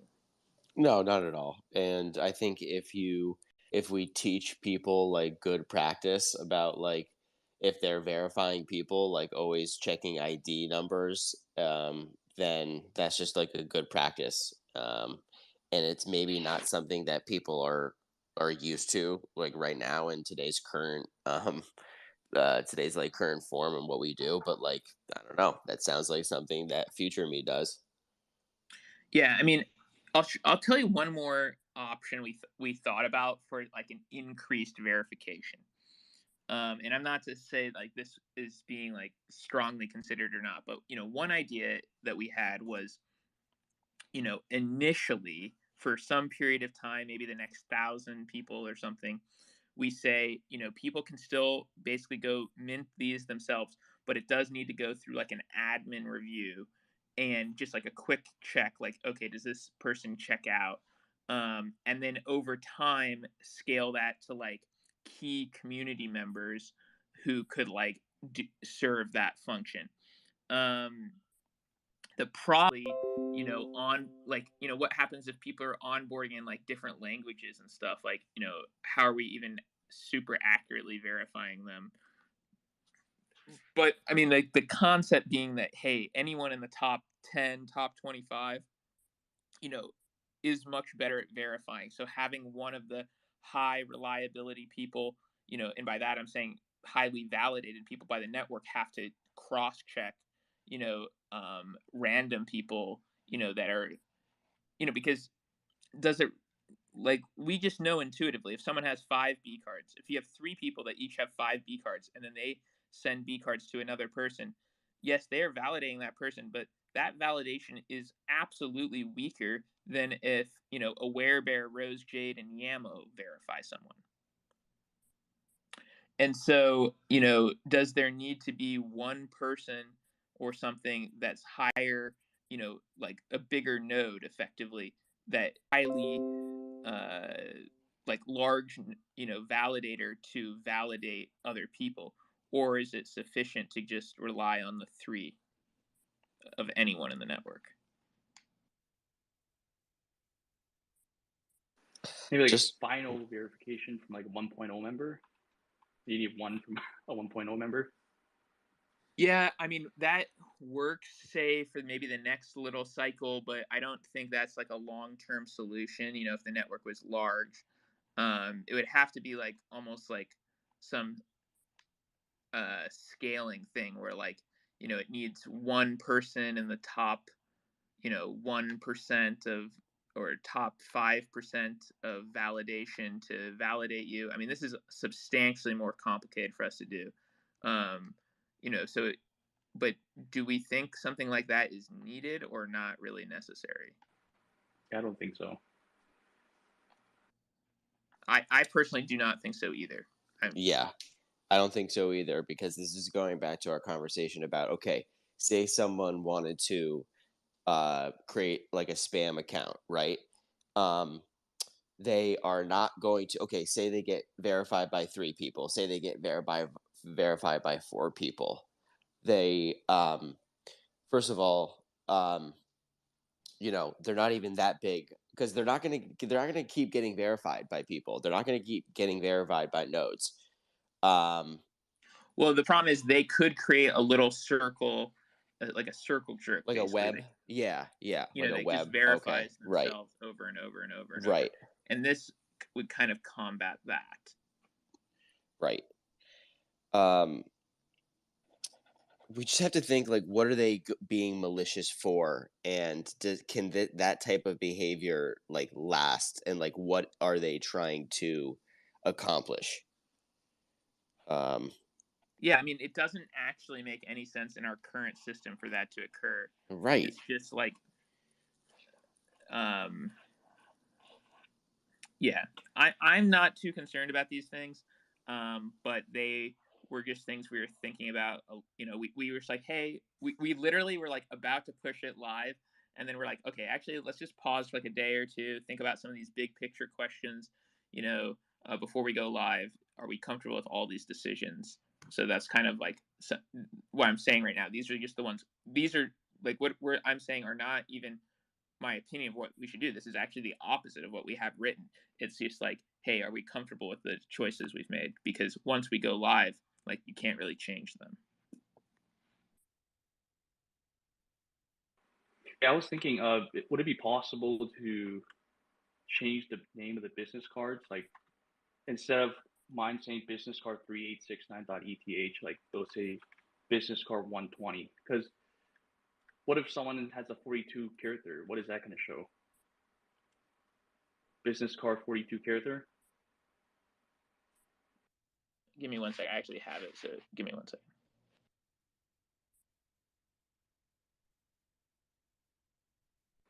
then I think we won't see like impersonations too. It's like you can't impersonate 369 if you're token ID 2000.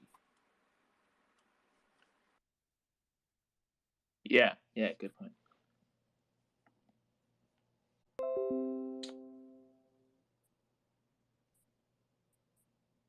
I think what we went with, I'm playing by memory. I believe what we went with is if you don't have an ENS, we put your Bcard ID in the name because we wanted it to be searchable. But then for like you with an ENS, I don't think your Bcard ID is in the name. Actually, give me 1 second. I can see it on the test. So just piggybacking off of what 3869 said, should we just have everybody's name be show up as their ID number? Do you think that would clear a lot of confusion? Not necessarily, because you actually want. Well, one thing we did is we added the subtext to the name because now it's searchable on like OpenSea, which should be helpful because right now you cannot search by subtext. Okay. So that'll be searchable on OpenSea. Correct. Okay.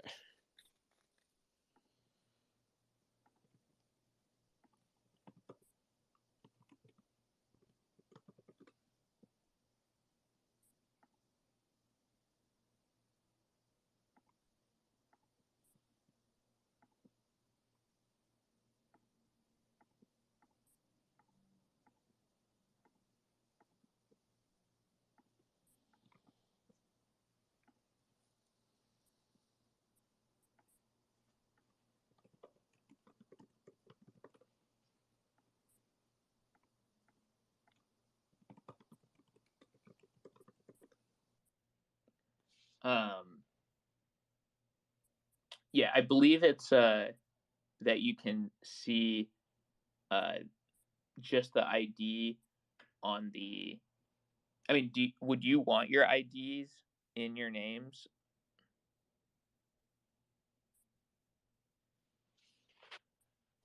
Because then you could match the ID of the name of the NFT with the ID of the card, right?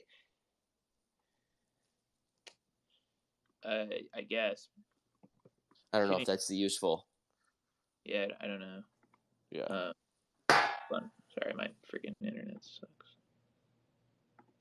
No, I think if you can verify the .eth, we can keep it like that. But you said the 42 characters will display as a Bcard number, then, right? Yeah. I think if you have the ETH, you don't necessarily need the ID. But if you don't have an, I don't know, freaking Polygon's testnet's been so shitty today. Yeah, so no one else can be 369.eth, right? Why do you say that? Because we're verifying the .eth. Okay. We can verify the .eth on Ethereum. We cannot verify it on Polygon without doing some sort of data bridge, which is super complicated. So if we don't require any initial transaction on Ethereum currently, without literally mirroring the entire ENS database, which for us is just not affordable, we can't do it on Polygon just because it's not like ENS does not actually track to Polygon, for example, which is kind of annoying that they have not bridged it to the number one L2, but they haven't. So sorry, I'm trying to like access this stupid testnet and it's like not working.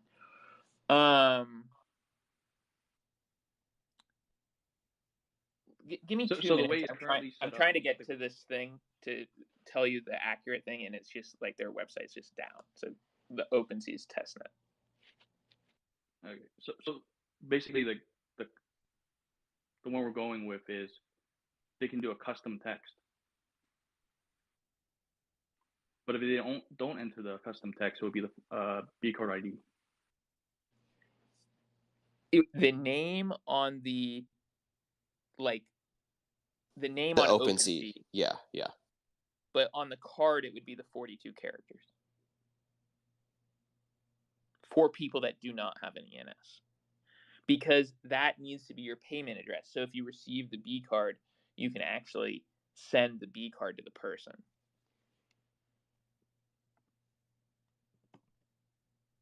I mean, I'm not typing in their 42 characters. You just copy paste it. Oh, it's gonna be copy and pasteable from like OpenSea? Yeah. Okay, that'd be cool.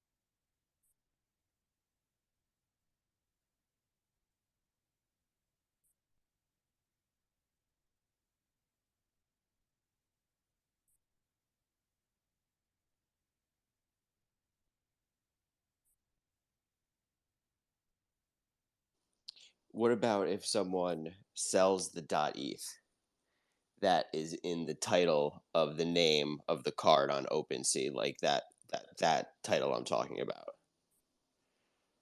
I'm just thinking about that. Sorry, say that one more time. If the person with the B card, holding their B card, sells their .eth in their name, and they no longer have it, and I'm talking about the name of the when it shows up on OpenSea, wouldn't it make sense to have every name just be, whether they have an ENS or not, just be their ID number, so we'll never run into that? I mean, look, the .eth changing is on them, right? Because that is their checking account, effectively. Right now, people are interchanging these things all the time, but not really. Like Yamo, as long as I've known you, you've used Yamo. 696, you've changed yours. Good Vibes, 3869, WDM, all using the same. I'm using 008. Most people are not changing their things. Some people are changing their numbers. If you change your number, I think it's on you to change your card. I don't think we can babysit you, because even if we know that you changed it, hypothetically, we can't actually, you still need to amend your own card. It's not like we're going to force you to amend your card. No, but what about amending the name of the card? I'm not talking about the name that's on the card. I'm just talking about what it's called, like on OpenSea. Do you know what I'm saying? Yeah, I know what you're saying, but I'm telling you that. Right. Can you amend that as well? Well, if you were to amend the card, it will, of course, amend the name.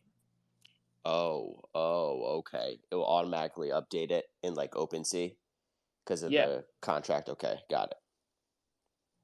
Not if you sell your ENS, because again, Polygon and ENS are not tied, right? There is no bridge between ENS and Polygon. Okay, so the only way you could do that is if you did some Ethereum thing and then we data bridged it, which is complicated. But the core thing is kind of what 3869 was saying. If someone else was to use 3869, you would clearly see that he is not friends with people 38. He's never received anything from anyone, because any payment going to him isn't matching up. So there's not huge incentive to be like a scammer, because it's all verifiable. I mean, another thing is like down the road we could build dApps on top that would better detect this, and we say, hey, maybe people will be like malicious, but we're not gonna like I don't know if it makes sense to optimize the network around the 1 in 1,000 malicious person. Right. That's I'm less sure about that, because yeah. So basically, on the card it has your ID and then your .eth and then your description, your subtext. So yeah, I think it should be pretty good. I mean, we want it to be inexpensive, right? That's why we chose Polygon. This network, in my opinion, would not work on Ethereum, right? If you were having to pay $5 or $7 every time you transferred something, no one would transfer anything ever.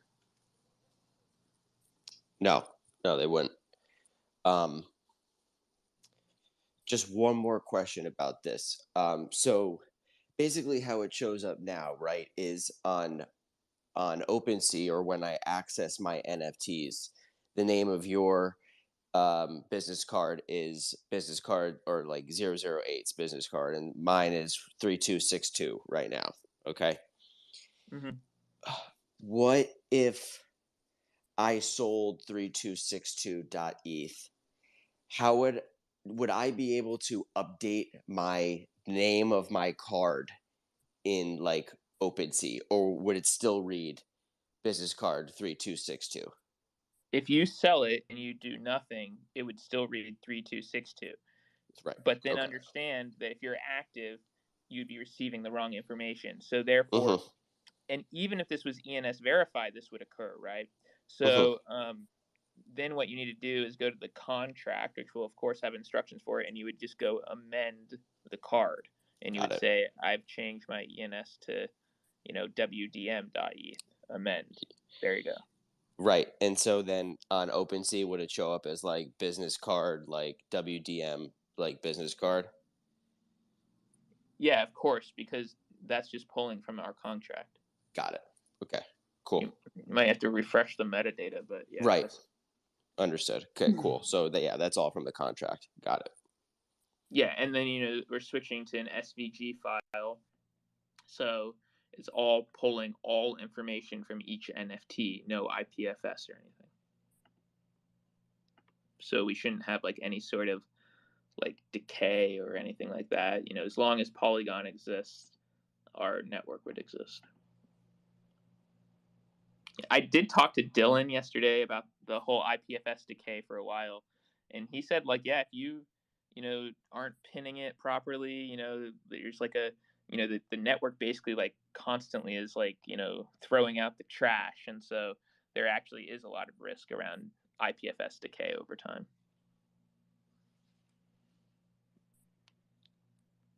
But yeah, hopefully we'll get this out sooner than later, but we're just trying to make sure everything's fine.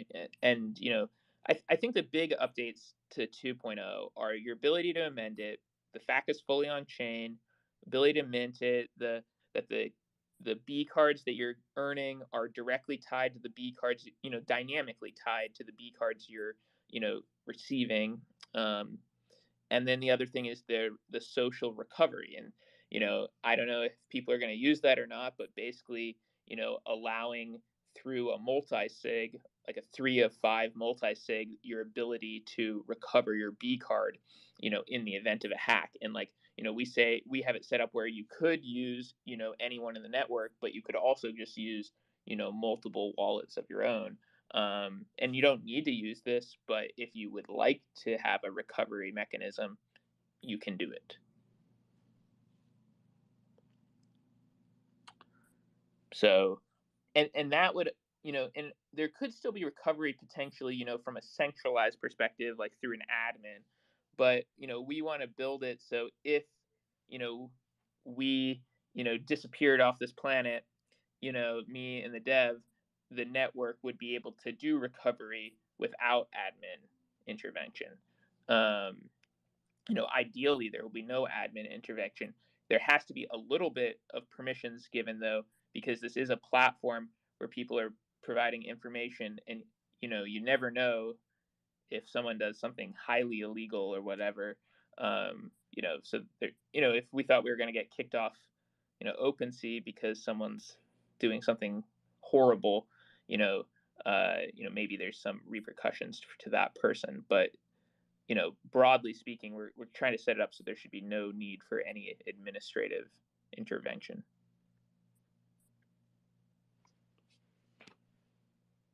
And then we can start rolling out the fun stuff like, postcards and stuff like that, which is what we are kind of excited about.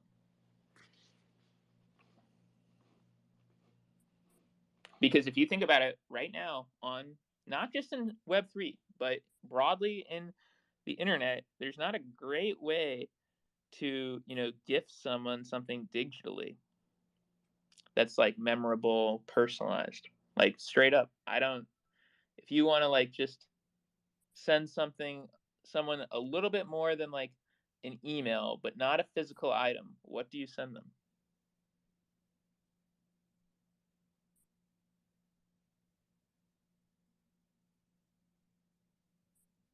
Is there anything?